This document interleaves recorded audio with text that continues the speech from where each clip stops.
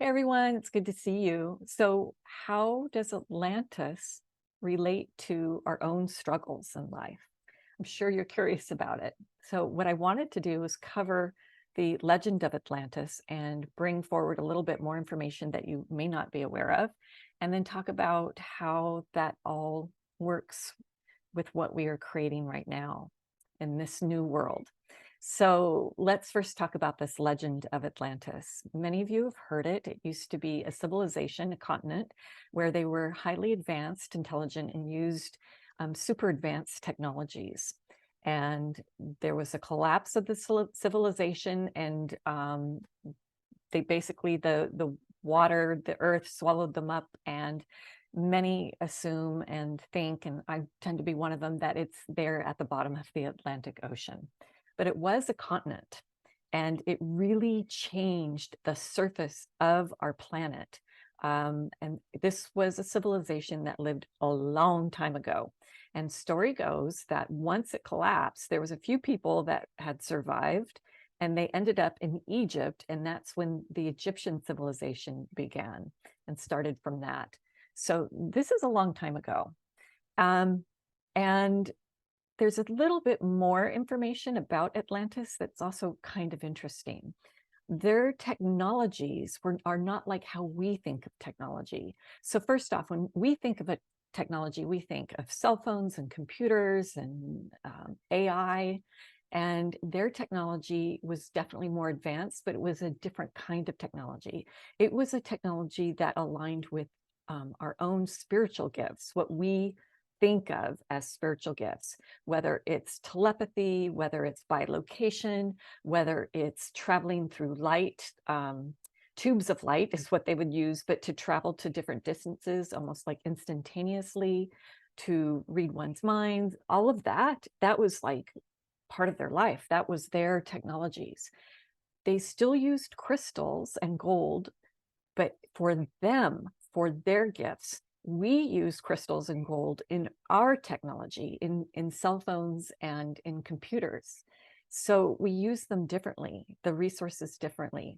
And what ended up happening is they apparently had these very large crystals that they used in their towns and so forth that helped keep them aligned, helped keep their gifts going. And apparently they started going to, there's extremes, and they started going to one extreme and started to be selfish about their gifts. And so if someone had the gift of hypnosis or of making people do the things that they wanted them to do through sound or through voice, then they started to use those for purposes for themselves, for their own gain, and not for the collective.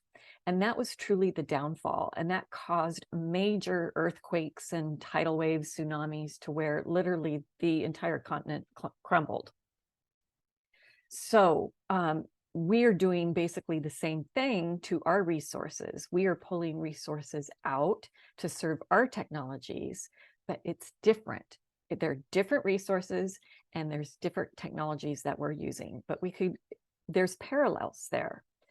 The difference is that we now have the understanding, many of us do, and many of you are probably former Atlanteans where you lived at this time.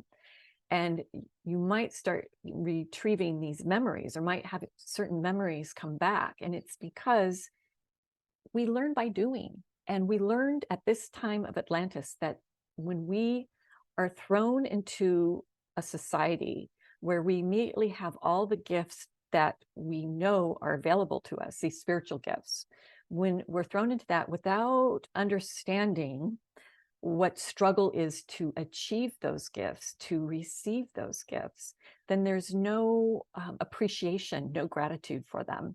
And so we end up going to the extremes. So it's like this figure eight, right? Or the infinity symbol. When you go to one extreme, whether it's good or bad, you find that you end up in the extreme and you need to come back and find balance. And usually it's in that middle point, we'll find that balance. And then at other times we'll go to the other side. So whether it's, being really good or being really bad. I remember when I went to college, for example, it was like I was lived in a very strict household. And so when I went off to college, it was kind of like a bird out of a cage. I went from being really good to really bad. And then I realized that that's not the way to be, that there is a balance in all things and there's moderation in all things. And I think the older we get, we realize like, yeah, that's the way to be. So that's one of the big lessons. Now, there's another thing from Atlantis that they brought forward. They used to have, they could create anything. So that's the thing. Their minds, they could create anything with their minds. And because of that, there were half man, half animal type of beings there. And they were more or less not treated well. And so you started having this I'm better than you kind of attitude, and which was part of the destruction. So there's still, again, the idea of separation that started to happen. But what's interesting, there was another being that no one's ever talked about before, and I've seen this being a few times. It's come forward to me, and so it's a woman, half octopus. And I don't know if you're familiar with the octopus as a symbol, but it has 8 tentacles. And octopus is a symbol of basically chaos and joy. And it's about the psyche, it's about our unconsciousness. And so it's creating those connections of chaos and order within our own psyche that an octopus symbolizes. Another thing about octopus is that they are known to be very empathic, and divers have said that they could feel the emotion and the beauty of the animal, of the octopus. And when they're in that peaceful state, they just have all of these beautiful colors. Yet when they're in the fearful state, they will retreat into the ink, that they emit out to kind of hide within that. So octopus are extremely agile, they're adaptable, they can change colors, they're chameleons, they're highly intelligent, and they're shapeshifters. So they're an amazing symbol for Atlantis. And this whole idea, the fact that the Atlanteans we consider them so advanced, like more advanced than us. And it's not really that they were more intelligent than us. They just didn't have that balance or that understanding. It's almost like oh, the spirit, the universe looked down and said, oh, we kind of really blew it on that one. Scrap that. Let's try a different way of going. Let's not let them know that this is like all of their gifts, like to use them all at once. Let's have them appreciate it. And so that's where the struggle comes in. And it's almost like when we go to struggle, we know at one point that on the opposite end of struggle is joy and happiness. When we go through divorce or really hard times, it's not easy. And the only thing that keeps us going a lot of the times is the hope that, yeah, it's going to get better, because it typically does. Now, I'm not saying it always does, but it typically does get better. And when it gets good, when we're having those good points in our life, we appreciate them more because we know what it was like to go through the struggle to get there. And so having that hope, which is kind of in the middle that keeps this balanced, is really key. So one of the key learnings, I think, from Atlantis is that we have an appreciation now in this life, in this civilization, to know literally the good and the bad, the struggle and the joy. And we know that going to one extreme or another never really serves us. It's really when we are only serving self that we go to those extremes. And then when we find ourselves in balance is when the community, when the collective is served better. So I brought up 8 a lot. There's 8 tentacles with the octopus, and 8 is in numerology, it's all about power. And it's really fascinating to me because you can go on one extreme of that 8 to the other extreme. And we find that we are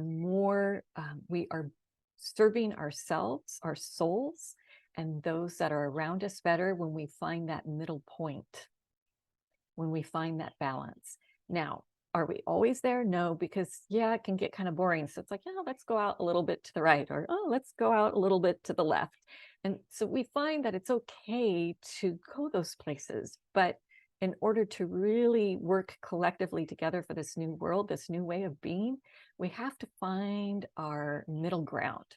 And Atlantis is there to serve that message. So if you're struggling right now, it's always good to remind yourself that, yeah, this struggle is there to help me learn something, because on the other end of this, if I don't see the struggle, if I don't appreciate the struggle, then I don't appreciate what is coming forward to me.